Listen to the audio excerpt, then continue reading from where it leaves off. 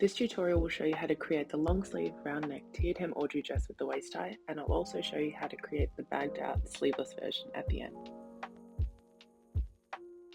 We'll start with creating the darts in our bodice, so begin with matching up your notches and pinning all the way to the dart point at the end. Once you've completed both darts, we will be pressing the darts down towards the hem. So using the nose of your iron, you can gently press from the start of your dart to the end of your dart. Now we'll be attaching our front bodice and our back bodice at the shoulder seam. Just connect at the shoulder seam with some pins, sew that seam up on both sides, and then what we'll be doing with this seam is actually pressing it open. Increase your stitch length to the largest stitch length. Now we'll be creating a stay stitch around the neckline. The purpose of this stay stitch is to make sure that the curved area around your neckline and keyhole doesn't stretch when you're handling your project. This is usually done around armholes and necklines. Now we'll be creating our pockets. So what we want to do is find the pocket notches, and matching right sides of the fabric together, we'll place our pocket bag on top, pin at the bottom and at the top on all 4 pockets. Reduce your stitch length back to the normal, and then we'll sew our pocket bags at the side seam on all 4. Once you've done that, you can flip your pocket bag out, making sure to have the seam allowance facing the pocket bag, and add an edge stitch just about 1 to 2 millimeters from the seam. As you can see here, this is going to help your pocket bag sit in your seam nice and neatly. Now you can go ahead and do that for all of your pockets. Once you've done that, we can match up our side seams, pin from the top right to where your pocket starts, making sure to match up your pockets perfectly, and we can stitch down. Once we get to the pocket, you can start about 1 centimeter in from the edge of the pocket, pivot, and sew across and around your pocket bag, all the way down to the bottom of your pocket bag. And once you get back down to the bottom, you can sew across and into your side seam, then you'll pivot again, and all the way down to your hem. And this is what your pocket bag should look like from the outside. Nice and neat and perfectly in the seam. And now you can do that on the other side of your garment. Then you can overlock your side seams and around your pocket bag.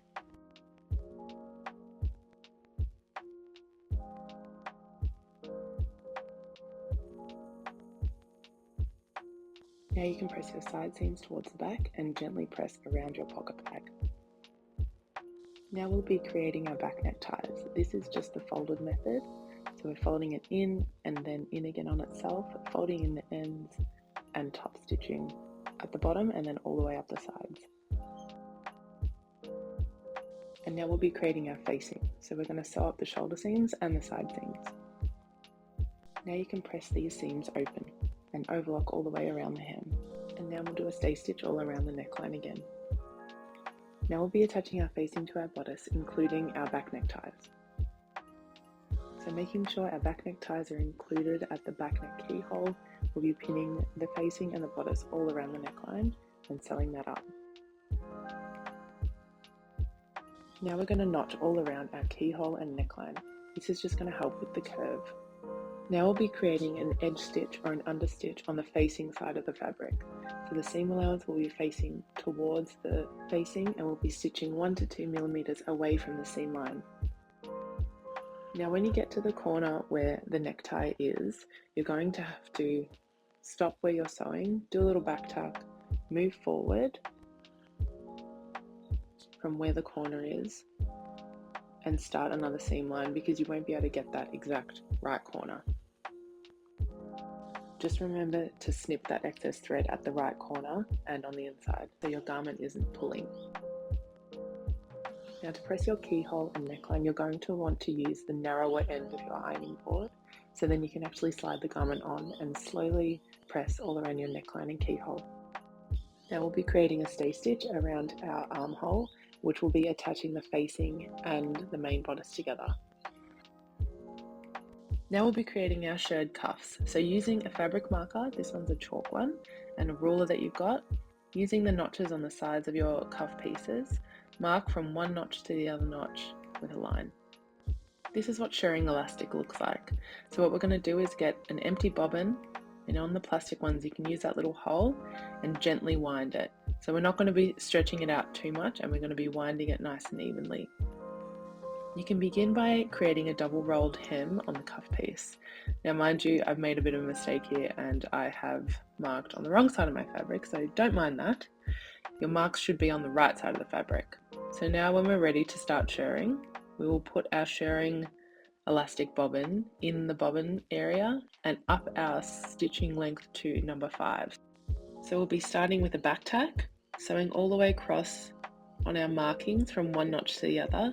Once we get to the other end, we can pivot, stitch 2 to 3 stitches down, and then sew back the other edge.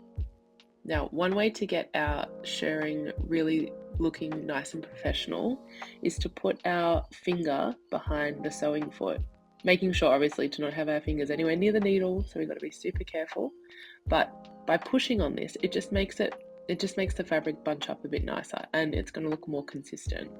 So now you've got your elastic, shirred cuff, and we can use the steam on our iron just to make it shrink all up nice and neat.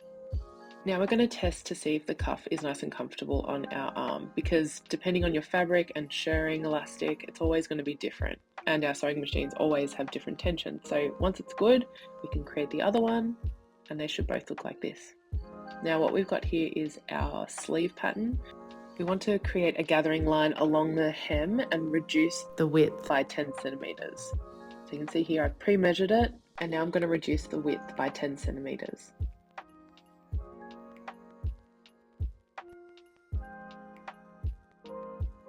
Once I've done that, I can tie off my threads and then evenly disperse the gathering. And now I've got my shirred cuff. So with right sides together, I'm going to pin it right at one end, right at the other end, find the middle part of my sleeve hem and then the middle part of my shirred cuff hem, and attach those with a pin as well. So beginning at one end with a back tack, essentially what we're going to be doing is stretching the shirred cuff onto the pre-gathered sleeve pattern. You can see as I go, making sure it's evenly dispersed, and this is what it should look like. Nice and stretchy, but gathered really well too. And then you can go ahead and overlock this seam. So once you know that your cuff fits you well, you can start by creating your inner sleeve seam. So starting at the hem with a pin and matching up the sleeve seams, you can start with a back tack and sew all the way up. Now you can go and overlock this seam as well.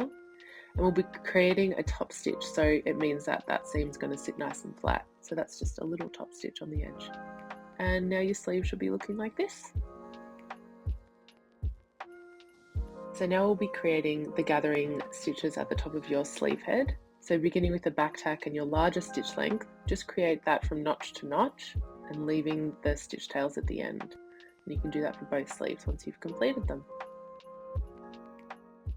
And now we'll be making our self fabric wrist ties. So what we're going to do is sew up the middle seam for each piece, and we're going to be pressing those open.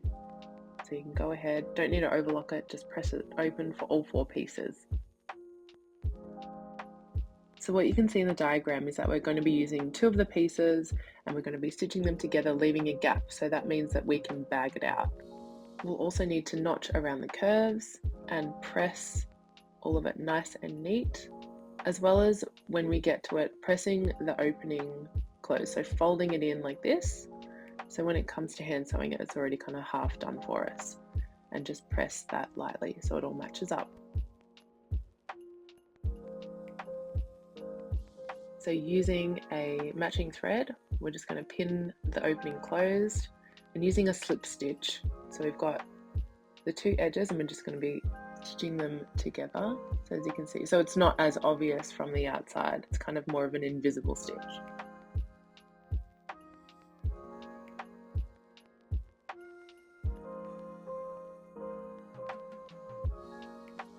Now we've got our sleeve and we're going to be placing the seam over our inner sleeve seam.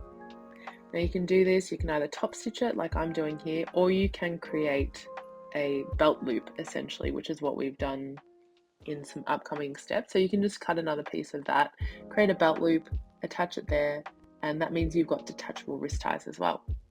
But this is what mine look like.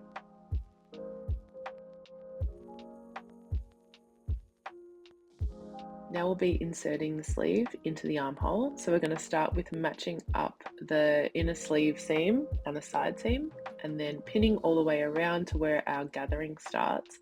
Once we get to the point where our gathering threads start, we're going to shrink in the sleeve head in to match the armhole. So we're going to be pulling on our threads like this until the sleeve fits into the armhole, and then evenly dispersing that gathering on either side of the shoulder seam, and then pinning it closed so we can stitch it all up in one go.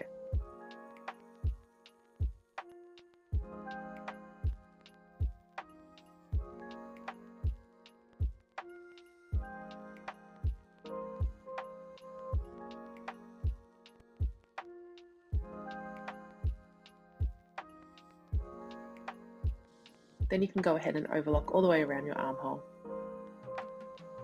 Now we'll be creating the gathered tiered hem at the bottom. So begin with attaching both of those pieces together, overlocking that seam on both sides, and then pressing it towards the back. Then it's easiest if we actually pre-roll the hem, so then you're not having the whole garment there and then having to do the hem. So just double roll your hem and finish that off. And then we're going to be creating the gathering stitching. So put it on your largest stitch length, and we're going to be doing 2 lines. Now what you can do to kind of pre-gather it so you're not spending all that time gathering is pull on your top thread. Just keep that tension there and you'll find that it gathers itself. Now we can press our hem to make it nice and neat.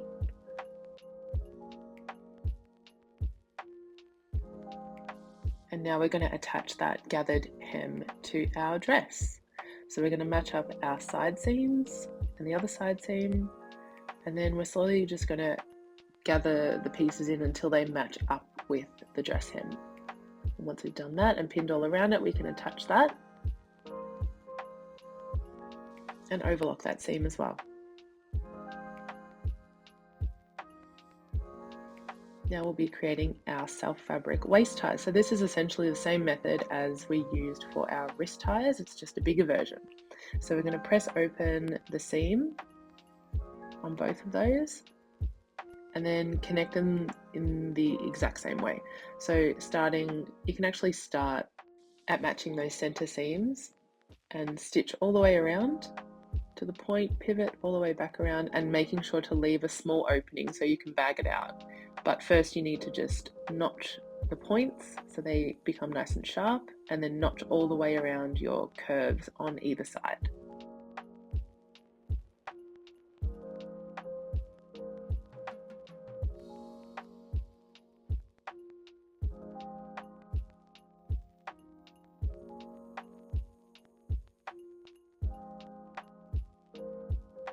Once you've done that, you can bag out either side back through the opening.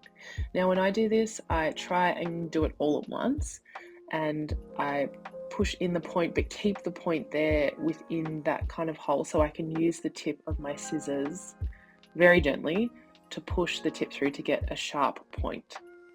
Now depending on the fabric you're using, this can be a bit precarious, so just make sure to be careful when you're doing that so you're not hurting your fabric.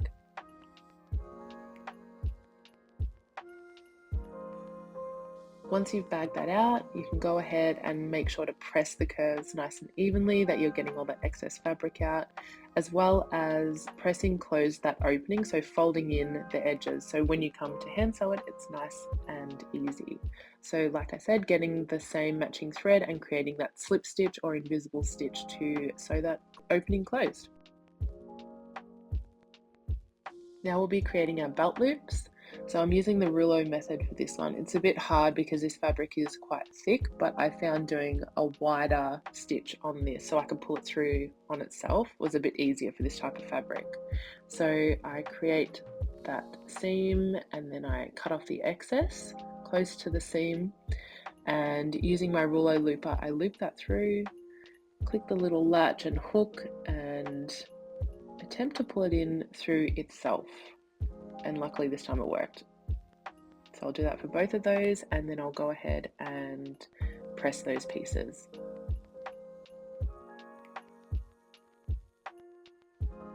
I'll also fold in the top and the bottom of these pieces and press that just so it makes it easier once I actually have it on the garment. So when you find your inner notch, which is just above your pocket pieces, create a little pin there so you can see it from the outside of your garment, and center your belt loop piece on top of that, because that's where we're going to be placing it.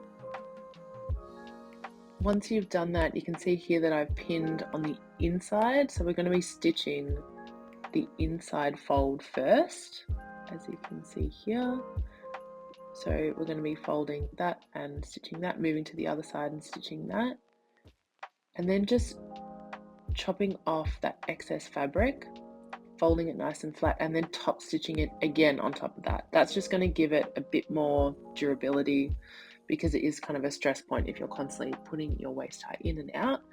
So top stitch that little bit, and then we'll do it on the other side as well. And when you go to tie your waist tie, put it through each side, center the seam, hold each side out, and then cross really tightly just so it gives you a bit of a different look, and then tie at the back, and then evenly disperse all the excess fabric around it.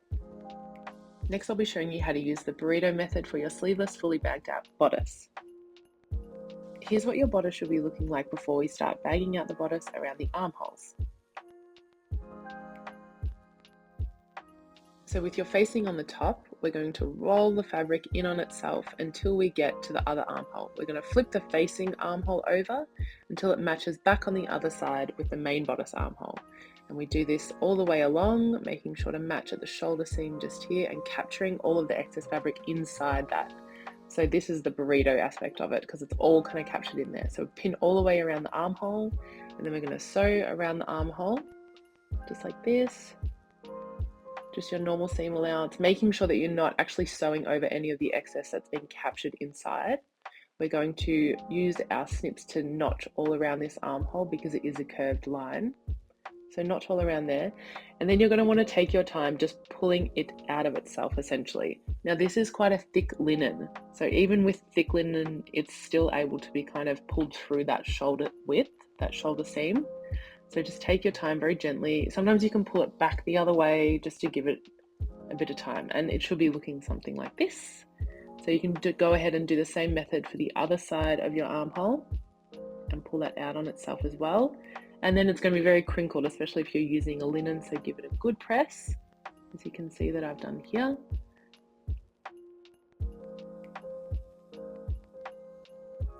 Making sure to take the time to really press evenly around your armhole to get that nice curve, and to make sure the notches that you've done were for a good purpose of making it look nice and neat. So now you're up to the point of connecting your side seams.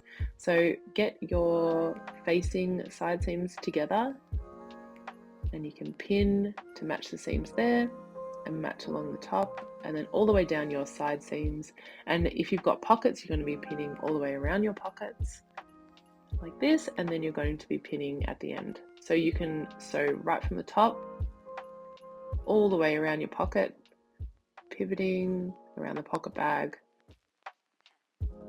all the way back up, pivot again all the way up your side seam, and then you can see here you end up sewing over your facing. And so now you've got to sew up the other side, and you can overlock these seams as well